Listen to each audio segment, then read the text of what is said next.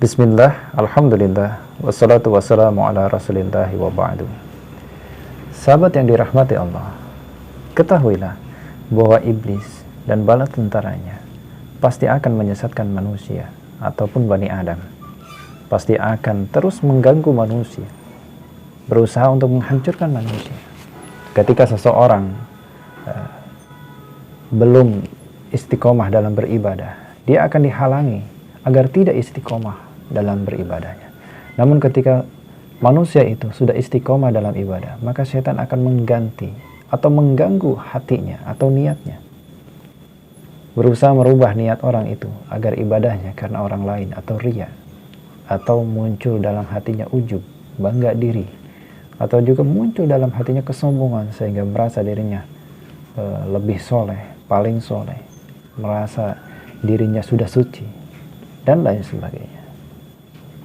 Namun ketika tidak bisa menghalangi agar tidak istiqomah dalam ibadah, tidak bisa, orang itu tetap berusaha istiqomah dalam ibadah. Ketika merusak hatinya pun tidak mampu, orang itu tetap beribadah karena Allah Ta'ala, ikhlas karena Allah Ta'ala, maka setan akan melihat atau mengganggu orang-orang di sekitarnya. Bisa istrinya dibuat diganggu agar mudah marah, atau agar apa, atau anaknya diganggu dengan menjadi rewel atau menjadi sakit-sakitan orangnya,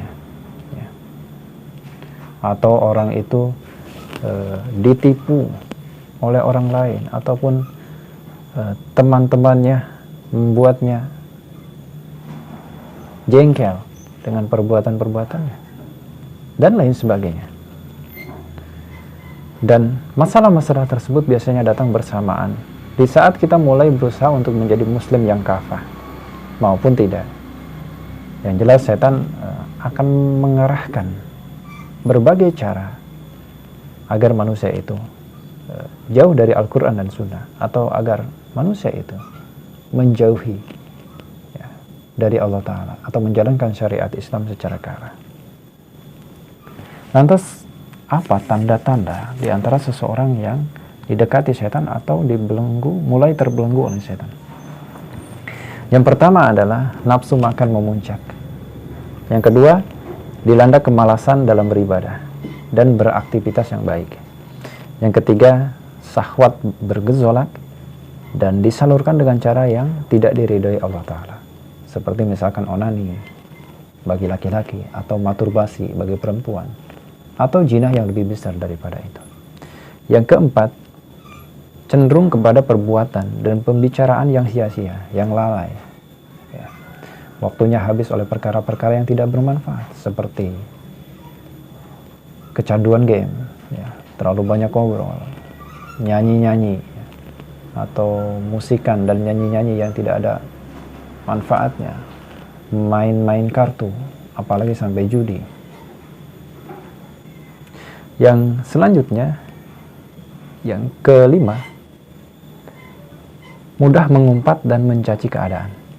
Yang keenam, hati menjadi mudah gelisah, tanpa sebab, tanpa alasan, sensitif, gundah gulana, mudah tersinggung, ketakutan, berlarut-larut dalam kesedihan atau kekecewaan.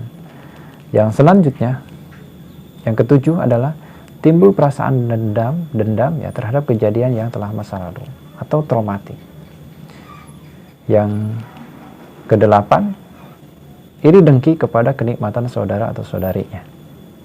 Yang kesembilan, merasakan hawa di sekitar menjadi panas, gersang, tidak nyaman, mudah emosi, atau emosi pada keluarganya, pada teman-temannya, dan yang lainnya berubah menjadi tinggi.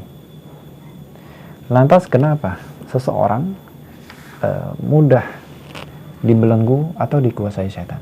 Apa penyebabnya?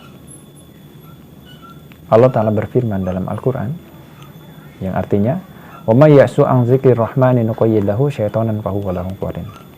Dan barang siapa yang berpaling, menjauh, melupakan, mengabaikan dari ajaran Tuhan yang Maha Pemurah, Al-Quran maksudnya, berpaling dari Al-Quran, maka kami akan menjadikan setan yang menjadi teman yang selalu menyertainya. Quran Surat Az-Zukhruf ayat 36. Ketika seseorang berpaling daripada Al-Quran, lalai daripada Al-Quran, membacanya, mentadaburinya, memahaminya kepada ahlinya, dan mengamalkan isinya, maka setan akan begitu mudahnya menguasainya atau membelenggunya. Selanjutnya adalah kenapa setan begitu mudahnya membelenggu manusia.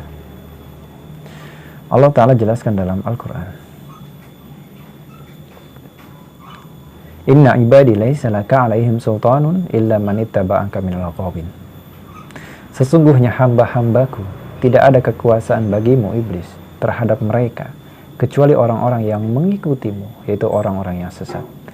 Seorang mudah dibelenggu karena memang mereka mengikuti setan, mengikuti iblis dan bala tentaranya dengan biasa melakukan perbuatan-perbuatan yang Allah larang, atau kemaksiatan-kemaksiatan atau dosa-dosa.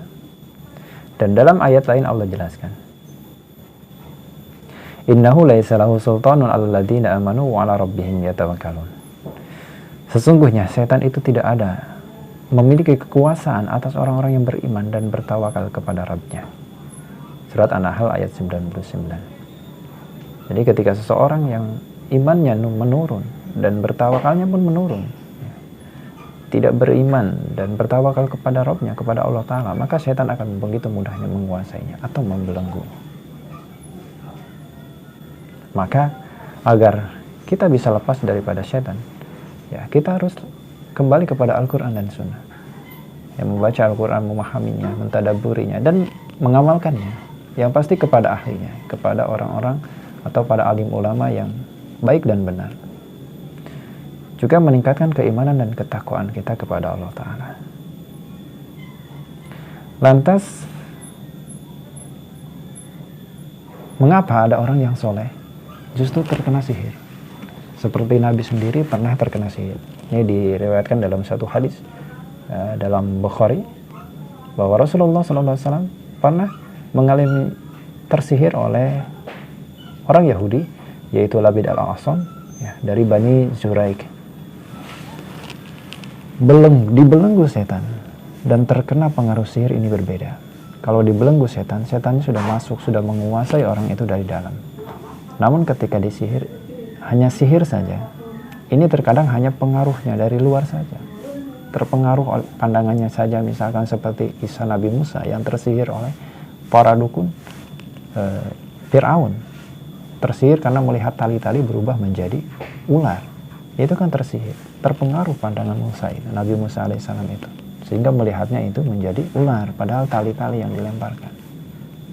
Begitu pun yang terjadi kepada Nabi SAW, dan bisa jadi terjadi juga kepada orang-orang yang soleh.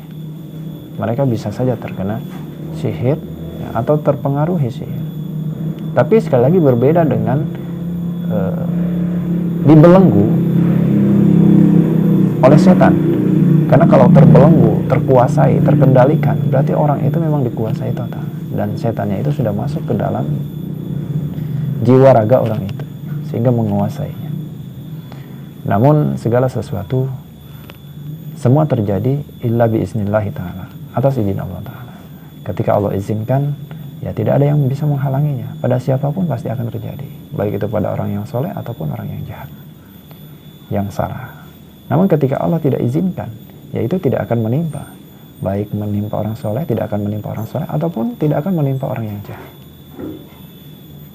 Namun ketika kita mengalami gangguan setan, terbelenggu oleh setan, maka introspeksilah diri kita. Apakah memang penyebabnya kita sering lalai daripada Al-Quran, membaca Al-Quran, memahaminya, mentadaburinya, ya, kepada ahlinya dan mengamalkannya? Jika iya, berarti kita obatnya adalah itu. Atau istilah lain adalah ruqyah syariah. Ruqyah syariah kan mendengarkan Al-Quran, membaca Al-Quran, membaca satu surat Al-Baqarah, dan lain-lain ayat ruqyah, ya, dengan niat untuk menghilangkan setan yang ada dalam tubuh kita atau belenggu jin atau setan. Juga tingkatkan keimanan kita, ya. Jangan ikuti langkah-langkah setan. Kalau masih terjerat riba, ya tinggalkan, karena itu perbuatan-perbuatan yang disukai setan. Kalau masih tidak menutup aurat, ya tutup auratnya dengan sempurna. Kalau belum sholat, ya sholat. Ya. perbanyak zikir, zikir pagi petang dan sebagainya. Ya, perbaiki hati kita, keimanan kita, ketawakalan kita, ibadah kita, ya, infak kita, dan lain sebagainya. Dan ketika kita pernah menjadikan iblis ataupun setan sebagai pemimpin kita dengan memuja, ya, melakukan ritual-ritual, mengundang setan, menghormati setan, memberikan sesajen misalnya, tumbal, nah itu pun harus kita tobati. Atau menggunakan jimat, yang menggantungkan hati kita kepada jimat, kepada selain Allah Ta'ala, kepada khodam yang ada di jimatnya maksudnya. Nah ini kan menjadikan mereka sebagai pelindung, sebagai pemimpin, sebagai penolong, sebagai pembantu. Maka ini pun harus kita tobati. Allah Ta'ala.